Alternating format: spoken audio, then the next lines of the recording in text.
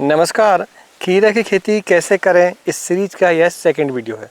इस वीडियो पर हम 5 पॉइंटों के आधार पर जानेंगे कि 5वें दिन से यानी कि खीरे के अंकुरण होने के 5वें दिन से लेकर 15 दिनों तक हमें क्या करना है और क्या नहीं करना है, कौन सी खाद चलानी है, कौन सी खाद हमें नहीं चलानी है, कौन सा स्प्रे करना है, ड्रिंचिंग क्या करनी है।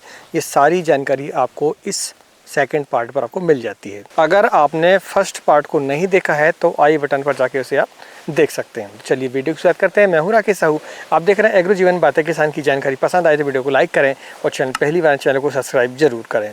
सबसे पहले हम जानते हैं स्टेकिंग के बारे में कि खीरे की खेती पर हमें स्टेकिंग कैसे करनी होती है और क्यों करनी होती है।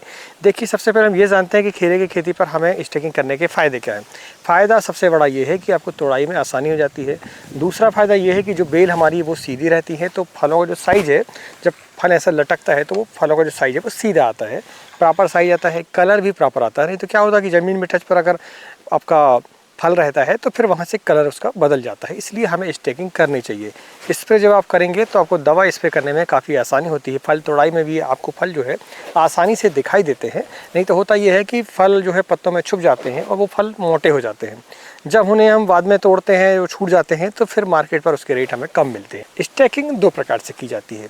पहला सिंगल वांस विधि और दूसरा है डबल वांस विधि। पहली विधि है सिंगल वांस विधि। इस विधि पर हम सेंटर पर खूंटे लगाते हैं शुरुआत से लेकर आखिर तक।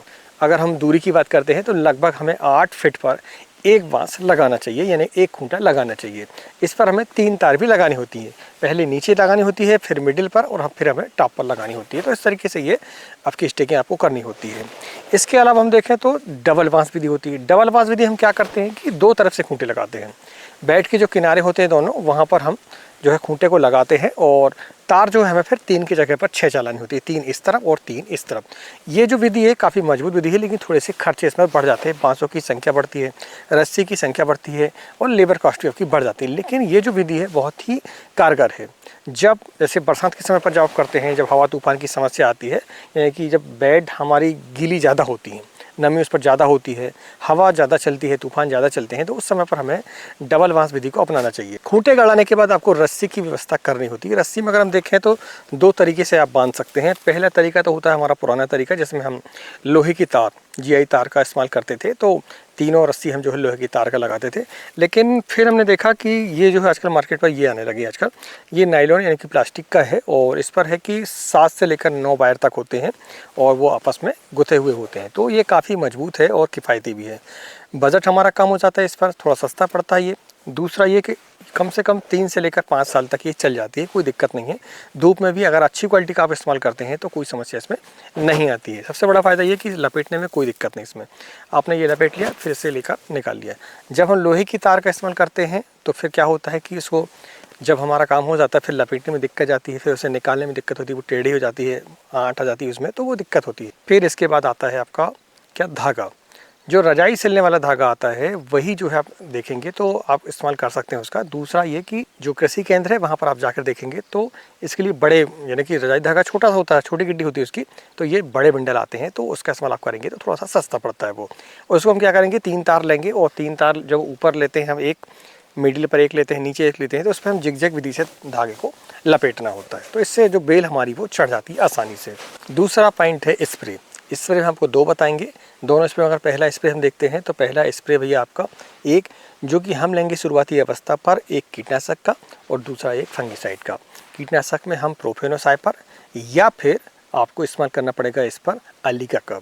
अलीका में थाइमादाक्सम प्लस लेमडा होता है। होता यह है कि शुरुआती अवस्था पर कुछ कीट है वो परेशान करते हैं, जैसे कि माहो वगैरह है, वाइट फ्लाई भी परेशान करती है, हरे मच्छर परेशान करते हैं, कभी कभी हमें लीफ मारने की समस्या भी इस पर आती है। तो ये दोनों इंसेक्टिसाइड ऐसे हैं जो कि शुरुआती अवस्था पर आप इस्तेमाल कर सकते हैं। फिर इसके साथ में हम एक ऐसा फंगिसाइड लेंगे जो कि वो भी कॉन्टैक्ट होगा एक, और दूसरा सिस्टोमेटिक होगा। उसमें हम देखें तो हम रेडोमिल गोल्ड का इस्तेमाल कर सकते हैं। रेडोमिल गोल्ड पर एक मेटलेक्सी होता है और दूसरा मैनकोजेब होता है। तो मेटलेक्सी आपका सिस्टमेटिक हो जाता है और मैनकोजेब आपका कॉन्टैक्ट हो जाता है। तो ये जो स्प्रे आप इस्तेमाल करते हैं तो आप देखेंगे आपकी फसल पर इंसेक्ट भी कंट्रोल हो जाएंगे और आपका फंगस भी कंट्रोल हो जाता है। देखिए, हमने खीरा की खेती कैसे करें इस विषय पर ई-बुक लिखी हुई है, जिस पर हमने संपूर्ण जानकारी दी है और डिटेल में, जैसे कि कीट कितने प्रकार के आते हैं, फंगस कितने प्रकार के आते हैं, रोग कौन से आते हैं, कौन सी खाद आपको कब चलानी है, कौन सा स्प्रे आपको कब करना है। ये सारी जानकारी हमारी ई-बुक पर है। हमने लिंक डिस्क्रिप्शन पर दी है, स्क्रीन पर जो नंबर चल रहा है वहाँ से भी आप हमसे संपर्क कर सकते हैं और ई बुक को ले सकते हैं। ऐसे ही हमने टमाटर, मिर्च, बैगन, फूल गोभी, करेला, लहसुन, भिंडी, इनके लिए भी ई बुक लिखी हुई, आप उन्हें भी परचेस कर सकते हैं। चलिए अब हम जानते हैं सेकंड स्प्रे के बारे में। सेकंड स्प्रे हम ऐसा लेंगे जो कि हमारी फसल को ग्रोथ दे। तो उसमें देखें तो हम 19-19 का इस्तेमाल कर सकते हैं।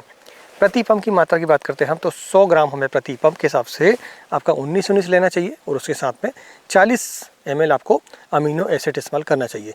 यदि आप समरस करते हैं तो दूसरा आपका ईसाबियोन अगर करते हैं तो, यदि आप दूसरा अमीनो एसिड इस्तेमाल करते हैं जैसे कि फंटेक प्लस वगैरह तो उसका डोज जो है कम होता है, 10 ml सिर्फ हमें इस्तेमाल करना होता है। तो पहले आप देखें कि आप किस कंपनी का अमीनो एसिड इस्तेमाल कर रहे हैं, उसके हिसाब से आप डोज का कैलकुलेशन कर सकते हैं।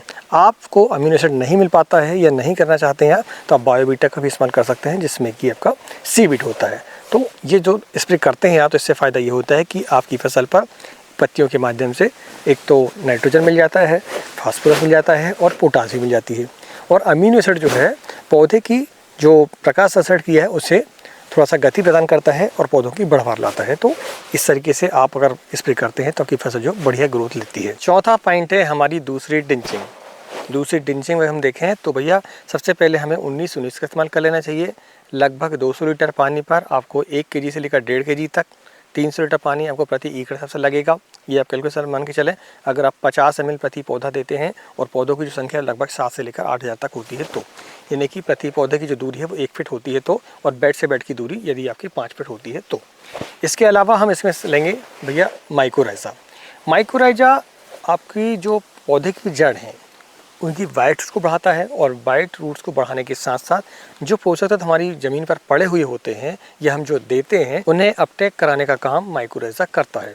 माइकोराइज़ा एक प्रकार से सहजीवी यानी कि जड़ों के आसपास एक कॉलोनी बना लेता है वो, और जितने भी पोषक तत्व ज़मीन पर पड़े हुए होते हैं उन्हें वह जड़ों के माध्यम से पौधे को पहुंचाता है। तो ये सबसे ज़्यादा फायदेमंद है हमारी फसल के लिए, इसलिए हमें माइकोराइज़ा का इस्तेमाल कर लेना चाहिए। पांचवा और सबसे महत्वपूर्ण पॉइंट ये है कि हमें ड्रिप के माध्यम से हमारे पौधों पर हमें क्या देना है, वाटर सॉल्युबल खाद को।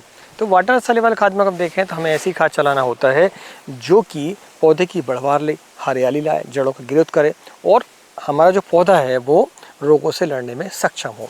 तो इसके लिए हम अगर देखें तो सबसे बड़ी बात यह है कि हमें नाइट्रोजन, फास्फोरस और पोटास को बैलेंस रूप में देना अनिवार्य रूप से है। यानी कि इस समय पर तीनों चीज़ों की आवश्यकता ज़्यादा पड़ती है, हालांकि नाइट्रोजन की आवश्यकता हमें थोड़ी सी ज़्यादा पड़ती है तो उसे हम थोड़ा सा एक्सेस अलग से लेंगे। तो हम देखें तो 19-19 सप्ताह में 5 किलो देना होगा। दूसरा उसके साथ में 12-61 की मात्रा 2 किलो हमें देनी होगी सप्ताह में। इसके अलावा हमें सप्ताह में एक बार कैल्शियम नाइट्रेट 5 किलो दे देना चाहिए। कैल्शियम नाइट्रेट से आपकी फसल पर कैल्शियम तो जाता ही जाता है, साथ में नाइट्रेट जो होता है वो नाइट्रोजन को पूर्ति करता है। तो उससे होता है कि हमारी जो फसल है वो ग्रोथ लेती है। तो कैल्शियम नाइट्रेट को आपको देना होगा। तीसरा इसमें मैग्नीशियम सल्फेट भी हमें देना होगा। मैग्नीशियम सल्फेट की जो मात्रा है फर्स्ट बार में आप 10 किलो दें, इसके बाद सेकंड बार में आप 5 किलो दे सकते हैं। जब तक फ्लावर दिखना चालू हो गए हों या फिर छोटे फल आ गए हों उस समय तक हमारे पौधे की जो हाइट है वो पर्याप्त हो जानी चाहिए। पर्याप्त से हमारा मतलब है कम से कम जो हमारी बेल है वो टाप की जो रस्सी हमारी 5 फीट हम लगाते हैं वहाँ तक पहुँच जानी चाहिए। तो आप देखेंगे आपकी फसल जो है बढ़िया ग्रोथ कहलाती है वो, और दूसरा आपको हार्वेस्टिंग उसकी बढ़िया आती है। तो इस तरीके से हम ये समझ सकते हैं कि हमारी फसल की ग्रोथ कैसी है। तो ये सभी स्प्रे, ड्रिंचिंग और वाटर सॉल्युबल खाद को देने के अलावा आपको ड्रिप के माध्यम से 500 ग्राम प्रति एकड़ के हिसाब से कम 15 दिनों में एक बार मिक्स माइक्रोन्यूट्रिएंट को देना चाहिए। साथ में स्प्रे के माध्यम से देखें तो 2 ग्राम प्रति लीटर के हिसाब से आपको सप्ताह में एक बार आपको स्प्रे कर लेना चाहिए मिक्स माइक्रोन्यूट्रिएंट का। तो पूरी आपकी पूर्ति हो जाती है। जो भी न्यूट्रिएंट हमारे पौधे पर हमें लगते हैं 16 प्रकार के, वो सारे आपके पौधे को उपलब्ध हो जाते हैं। आज की जानकारी आपको कैसी लगी प्लीज़ हमें कमेंट करके जरूर बताएं। यदि आपने पहला पार्ट नहीं देखा है तो आई बटन पर जाके उसे देख सकते हैं। मिलते हैं अगले वीडियो में, तब तक नमस्कार। जय हिंद, जय किसान, जय जवान।